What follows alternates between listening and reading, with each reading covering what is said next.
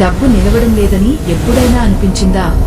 జీతం వచ్చిన 2 రోజుల్లోనే ఖాళీ అయిపోవడం, వ్యాపారం బాగానే ఉన్నా చేతిలో మిగలకపోవడం, ఇంట్లో ప్రశాంతత తగ్గిపోవడం. కాని అసలు కారణం మీ కష్టంలో కాదు, మీ అదృష్టంలో కాదు. కొన్నిసార్లు మన ఇంట్లో తెలియకుండానే పెట్టుకున్న కొన్ని వస్తువుల్లో కూడా ఉండొచ్చు. చాలామంది మధ్యతరగతి కుటుంబాల్లో ఒక అలవాటు ఉంటుంది. పాతది పనికొస్తుంది అని ఏళ్ల తరబడి పాడైపోయిన వస్తువులు, విరిగిపోయిన సామాన్లు, నిల్వగా పెట్టిన చెత్త, ఇవన్నీ ఇంట్లో మూలన దాచేస్తారు. కాని పెద్దలు ఒక మాట చెప్పేవారు, ఇల్లు శుభ్రంగా ఉంటే లక్ష్మి నిలుస్తుంది. ఇప్పుడు మీరు ఆలోచించండి, ఇంట్లో ప్రతి మూలలో పాడైపోయిన వస్తువులు ఉంటే ఆ ఇంటి శక్తి ఎలా ఉంటుంది? కొందరు ఎంత పూజలు చేసినా ఫలితం రావడం లేదని బాధపడుతుంటారు. కాని వారి ఇంట్లోనే తెలియకుండానే నెగటివ్ శక్తిని ఆహ్వానించే వస్తువులు ఉండొచ్చు. ఇవి కేవలం వాస్తు మాటలు కాదు, పూర్వీకులు అనుభవంతో చెప్పిన జీవన సత్యాలు. ఒకసారి ఓ చిన్న పట్టణంలో శ్రీనివాస్ అనే వ్యక్తి ఉండేవాడు. చాలా కష్టపడే మనిషి, మంచి జీతం కూడా వచ్చేది. కాని నెల చివరికి డబ్బు ఎక్కడికి పోయిందో అర్థం కాకపోయేది. ఇంట్లో చిన్న చిన్న సమస్యలు, పిల్లల చదువులో ఆటంకాలు, భార్యాభర్తల మధ్య అర్థంలేని తగాదాలు మొదలయ్యాయి. ఒకరోజు వారి ఇంటికి వచ్చిన ఓ వృద్ధుడు నిశ్శబ్దంగా ఇంటిని గమనించి ఒక్క మాట అన్నాడు, ఈ ఇంట్లో నిలిచిపోయింది చెత్త కాదు, అదృష్టం. అందరూ ఆశ్చర్యపోయారు. ఎందుకంటే ఇంట్లో పాత విరిగిన గడియారం, పాడైన దేవుని ఫోటో ఫ్రేమ్, మూలన పగిలిన అద్దం, ఉపయోగం లేని పాత చెప్పులు ఇలా ఎన్నో సంవత్సరాలుగా అలాగే ఉన్నాయి. మన పెద్దలు ఎందుకు పగిలిన అద్దం ఇంట్లో ఉంచొద్దని చెప్పారో తెలుసా? అద్దం అనేది కేవలం మన రూపం చూపేది కాదు, అది ఇంటి శక్తిని ప్రతిబింబించే వస్తువుగా భావించేవారు. అలాగే పాడైపోయిన గడియారం సమయం ఆగిపోయినట్లే అదృష్ట ప్రవాహం కూడా ఆగిపోతుందని నమ్మకం. చెత్త పెరిగిన చోట చైతన్యం తగ్గుతుంది అనే సామెత మీకు తెలుసా? ఈ మాటల్లో ఎంతో అర్థం ఉంది. ఇక్కడ ఒక చిన్న విషయం గమనించండి, మీ ఇంట్లో కూడా పనికిరాని, విరిగిపోయిన వస్తువులు ఉంటే ఈరోజు ఒకసారి చూసి బయటకు తీసేయాలని నిర్ణయం తీసుకోండి. ఈ దైవవాక్యాన్ని నమ్మేవారు కామెంట్స్ లో ఓం శ్రీ మహాలక్ష్మే నమః అని రాయండి. ఎందుకంటే మంచి సంకల్పం కూడా ఒక శుభ ప్రారంభమే. పురాణాల్లో కూడా ఒక విశేష ఉదాహరణ ఉంది. ఒకసారి ఒక రాజ్యం వరుసగా కష్టాల్లో పడిపోయింది. యజ్ఞాలు చేసినా ఫలితం రాలేదు. చివరకు ఒక ఋషి రాజభవనంలోకి వచ్చి ఒక గది చూపించి, ఇక్కడ నిలిచిపోయింది దుమ్ము కాదు, శుభశక్తి అని అన్నాడట. ఆ గదిలో ఏళ్ల తరబడి పనికిరాని విరిగిన వస్తువులు, పాడైన అలంకారాలు నిల్వగా ఉన్నాయి. వాటిని తొలగించి రాజభవనాన్ని శుభ్రం చేసిన తరువాతే రాజ్యంలో శాంతి, సంపద తిరిగి వచ్చిందని చెబుతారు. ఇప్పుడు అసలు ప్రశ్న ఏంటంటే, ఇంట్లో ఏ వస్తువులు ఉంటే డబ్బు నిజంగానే ఆగిపోతుందని పెద్దలు హెచ్చరించారో తెలుసా? అదే విషయం ఇప్పుడు చాలా జాగ్రత్తగా తెలుసుకోవాలి.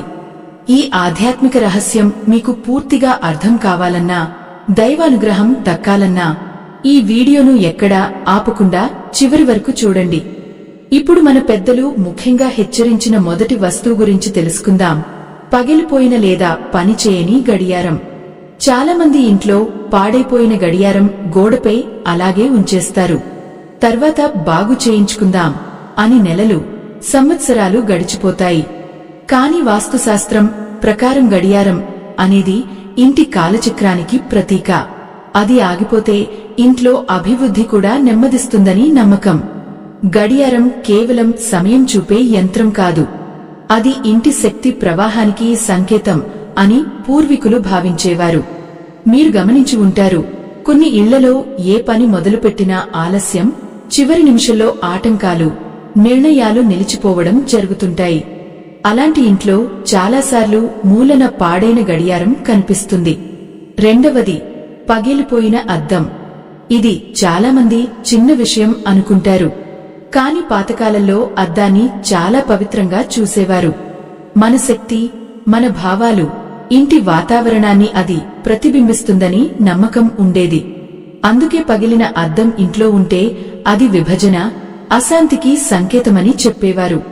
ముఖ్యంగా బెడ్రూంలో లేదా హాల్లో పగిలిన అద్దం ఉంటే వెంటనే తొలగించమని పెద్దలు హెచ్చరించేవారు. పగిలిన పాత్రలో పాలు పోస్తే నిలవవు అన్నట్టు పగిలిన వస్తువుల్లో శుభశక్తి నిలవదని వారు చెప్పిన మాటల్లో అర్థం ఉంది. మూడవది, పాడైపోయిన చెప్పులు, పాత బ్యాగులు. వినడానికి చిన్న విషయంలా అనిపించినా దీంట్లో ఒక లోతైన భావన ఉంది. చెప్పులు మన ప్రయాణానికి సంకేతం. అవి పూర్తిగా పాడైపోయి ఇంట్లో ఎక్కడ పడితే అక్కడ ఉండటం అంటే నిలిచిపోయిన శక్తి అని భావించేవారు.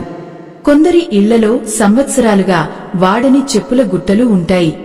అలాంటి వాటిని అవసరం లేకుంటే బయటకు పంపడం మంచిదని పెద్దలు చెప్పేవారు. ఇక్కడ మీకో చిన్న ప్రశ్న. మీ ఇంట్లో ఇలాంటి వస్తువులు ఇప్పటికీ ఉన్నాయా? నిజాయితీగా ఒక్కసారి ఆలోచించండి.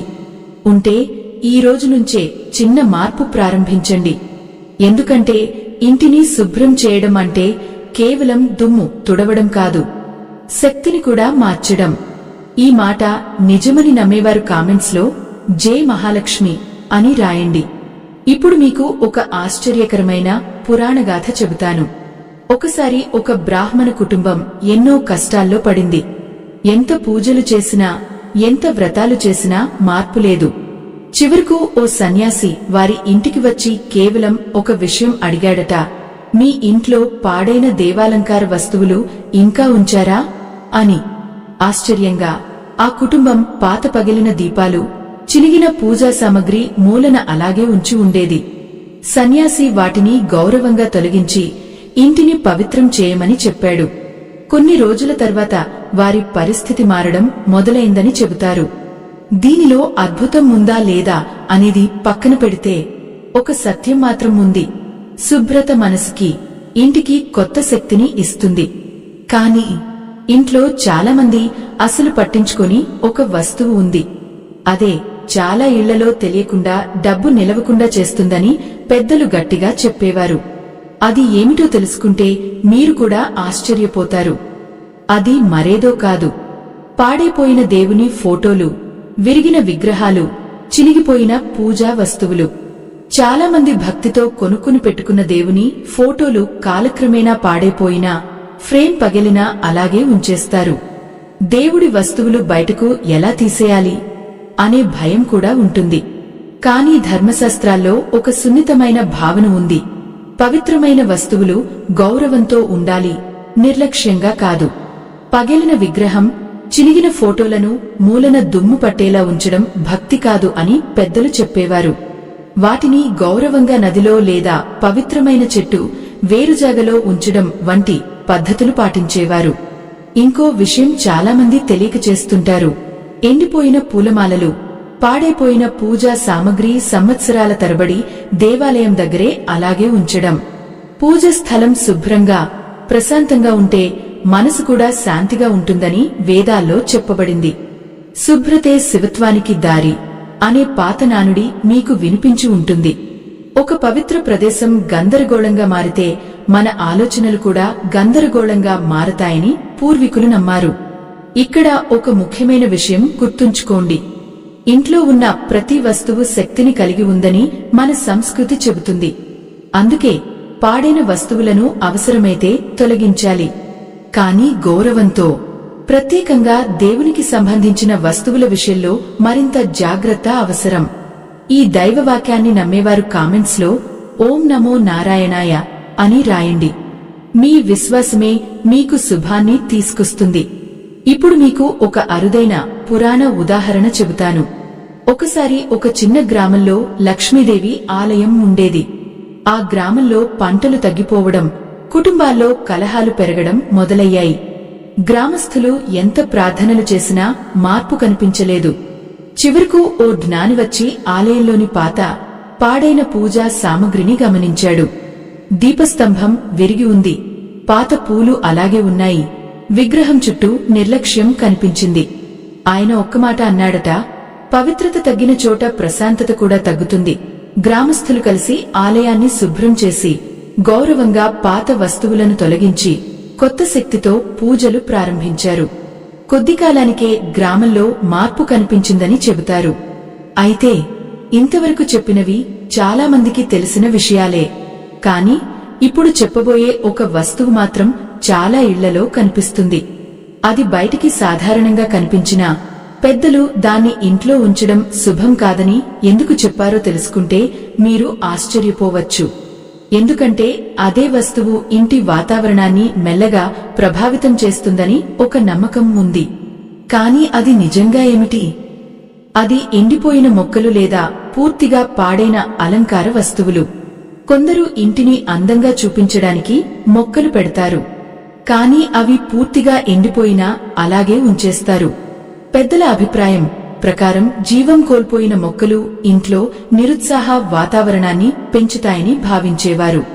అలాగే పగిలిపోయిన ఫ్లవర్ వాసులు, చిట్లిపోయిన అలంకార వస్తువులు, దుమ్ముతో నిండిపోయిన షోపీసులు ఇవన్నీ ఇంటి అందాన్ని మాత్రమే కాదు, మనసు ప్రశాంతతను కూడా తగ్గిస్తాయని చెప్పేవారు.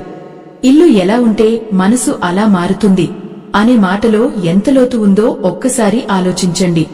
మన ఇంటి ప్రతి మూలలో మన ఆలోచనల ప్రతిబింబం ఉంటుంది. ఒకవేళ ఇంట్లో చుట్టూ గందరగోళం, పాడైన వస్తువులు ఎక్కువగా ఉంటే మనసులో కూడా అలసట, అయోమయం పెరిగే అవకాశం ఉంటుంది. అందుకే పూర్వీకులు ప్రతి శుక్రవారం, పౌర్ణమి లేదా పండుగల ముందు ఇల్లు శుభ్రం చేయడం ఒక ఆచారంగా పెట్టారు. అది కేవలం శుభ్రత కోసమే కాదు, కొత్త శక్తిని ఆహ్వానించడానికి. ఇక్కడ ఒక చిన్న కథ గుర్తుకు వస్తుంది. ఒక వ్యాపారి ఎప్పుడూ నష్టాల్లో ఉండేవాడు. ఎంత ప్రయత్నించినా దుకాణం సరిగా నడవలేదు. ఒకరోజు అతని గురువు అతని ఇంటికి వచ్చి ఒక గదిని చూపించి అడిగాడట, ఇక్కడ ఉన్న ఈ పాడైన వస్తువులు ఎందుకు అని. అక్కడ పాత పెట్టెలు, విరిగిన కుర్చీలు, పనికిరాని వస్తువులు గుట్టలుగా ఉన్నాయి. గురువు నవ్వుతూ అన్నాడట, పాతదాన్ని వదలకుండా కొత్తది ఎలా వస్తుంది? ఆ మాట అతనికి చాలా లోతుగా తాకింది. ఇంటిని, దుకాణాన్ని శుభ్రం చేసిన తర్వాత అతనిలో కొత్త ఆలోచనలు వచ్చాయని చెబుతారు. క్రమంగా అతని పరిస్థితి కూడా మారిపోయిందట. ఇప్పుడు మీరే చెప్పండి, మీ ఇంట్లో కూడా పనికిరాని వస్తువులు పేరుకుపోయి ఉన్నాయా? ఉంటే ఈరోజు ఒక మూల నుంచి అయినా శుభ్రం చేయడం ప్రారంభించండి. ఈ మంచి సంకల్పాన్ని నమ్మేవారు కామెంట్స్ లో శుభం భవ అని రాయండి. మీ ఇంట్లో శుభశక్తి నిండాలని మనస్ఫూర్తిగా కోరుకుంటున్నాను. అలాగే ఒక చిన్న వినతి, ఈ వీడియోలు మీకు ఉపయోగపడుతున్నాయనిపిస్తే మా ఆధ్యాత్మిక ప్రయాణానికి మీ వంతు సహాయం చేయాలని అనుకుంటే వీడియోలో కనిపించే స్కానర్ ద్వారా చిన్న సహాయం చేసినా ఎంతో ఆనందంగా ఉంటుంది. మీ ప్రేమ, మీ ఆదరణే ఇలాంటి మరిన్ని ఆధ్యాత్మిక కథలకు బలం. కానీ ఇంకా ఒక వస్తువు గురించి మాత్రం మనం మాట్లాడలేదు. అది చాలామంది ఇంట్లో చాలా సాధారణంగా కనిపిస్తుంది. కాని పెద్దలు దాన్ని ఇంటి శాంతి, అభివృద్ధికి ఆటంకంగా భావించేవారు. ఆశ్చర్యం ఏంటంటే ఆ వస్తువు దాదాపు ప్రతి ఇంట్లో ఉంటుంది. అది పనికిరాని పాత కాగితాలు, చెల్లాచెదురుగా పేరుకుపోయిన బిల్లులు, పూర్తిగా ఉపయోగం లేని వస్తువుల నిల్వ. వినడానికి ఇది చాలా సాధారణ విషయంలా అనిపించొచ్చు. కాని మన పెద్దలు ఒక ఆసక్తికరమైన విషయం చెప్పేవారు.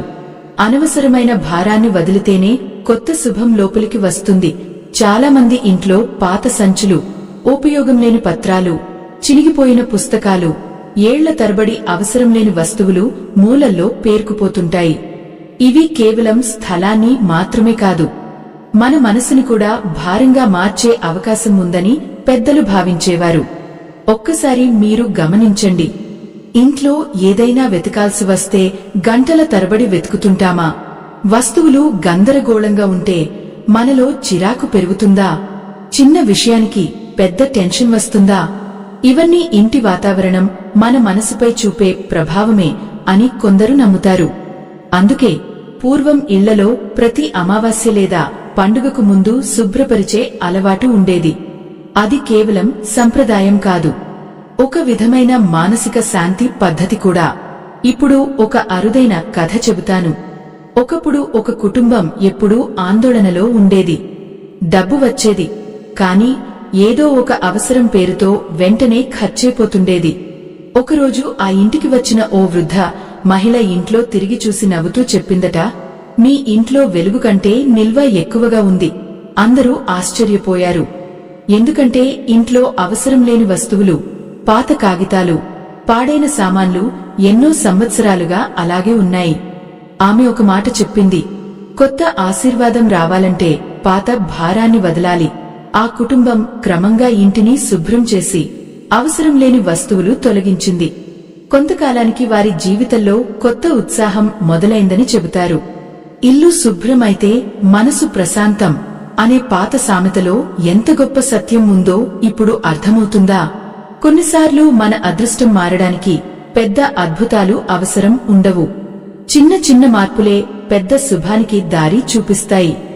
ఈ మాట నిజమని నమ్మేవారు కామెంట్స్ లో ఓం శ్రీం హ్రీం లక్ష్మీభ్యో నమః అని రాయండి. అయితే ఇంతవరకు మనం పాడైన వస్తువులు, పాత సామాన్లు, ఎండిపోయిన వస్తువుల గురించి తెలుసుకున్నాం. కానీ చివరిగా చెప్పబోయే ఒక విషయం మాత్రం చాలా మందిని ఆశ్చర్యపరుస్తుంది. ఎందుకంటే అది కేవలం వస్తువు గురించి కాదు.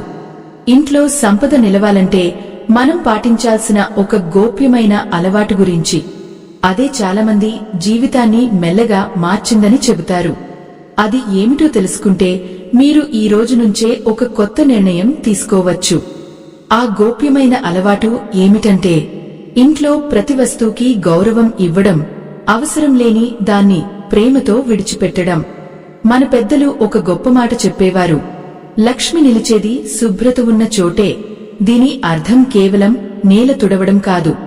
మన ఇల్లు, మన మనసు, మన అలవాట్లు కూడా పరిశుభ్రంగా ఉండాలి అన్న భావన. చాలామంది కొత్త వస్తువులు కొంటారు, కాని పాత పనికిరాని వాటిని వదలరు. ఫలితం ఇల్లు నిండిపోతుంది, కానీ ప్రశాంతత తగ్గిపోతుంది. ఒక్కసారి ఆలోచించండి, మీరు ఇంట్లోకి వెళ్లగానే ప్రశాంతంగా అనిపిస్తుందా, లేక గందరగోళంగా, భారంగా అనిపిస్తుందా? కొన్ని ఇళ్లు చిన్నవైనా ఎంతో హాయిగా అనిపిస్తాయి. ఎందుకంటే అక్కడ శుభ్రత, క్రమం, సానుకూలత ఉంటుంది. కొన్ని ఇళ్లు పెద్దవైనా ఏదో భారంగా అనిపిస్తుంది. పూర్వీకులు దీన్ని ఇంటి శక్తి అని చెప్పేవారు. ఇది నమ్మకం కావచ్చు, జీవనశైలి కావచ్చు, కానీ ఒక విషయం మాత్రం నిజం, శుభ్రమైన వాతావరణం మనసుకి ప్రశాంతత ఇస్తుంది. ఇక్కడ ఒక అరుదైన దైవగాథ గుర్తుకు వస్తుంది. ఒకసారి ఒక వృద్ధ మహిళ ప్రతి శుక్రవారం తన చిన్న ఇంటిని ఎంతో ప్రేమగా శుభ్రం చేసుకుని తులసి ముందు దీపం వెలిగించేదట. ఆమెకు పెద్ద సంపదేమీ లేదు, కాని ఎప్పుడూ సంతోషంగా ఉండేది. గ్రామస్థులు అడిగితే ఒక మాట చెప్పేదట, ఇల్లు శుభ్రంగా ఉంటే మనసు ప్రశాంతంగా ఉంటుంది. ప్రశాంతమైన మనసులోనే దేవుని ఆశీర్వాదం నిలుస్తుంది. ఆ మాట గ్రామమంతా వ్యాపించి చాలామంది తమ ఇళ్లను కొత్తగా మార్చుకోవడం ప్రారంభించారట. ఇప్పుడు మీకు ఒక చిన్న పని. ఈరోజు ఇంట్లో ఒక మూలనైనా శుభ్రం చేయండి. అవసరం లేని ఒక వస్తువునైనా బయటకు తీసేయండి. ఆ చిన్న మార్పే మీలో కొత్త ఉత్సాహాన్ని తీసుకురావచ్చు. ఈ మంచి సంకల్పాన్ని నమ్మేవారు కామెంట్స్ లో శ్రీ మహాలక్ష్మి కటాక్షం అని రాయండి. మీ ఇంట్లో ఆనందం, శాంతి, శుభశక్తి నిండాలని హృదయపూర్వకంగా కోరుకుంటున్నాను.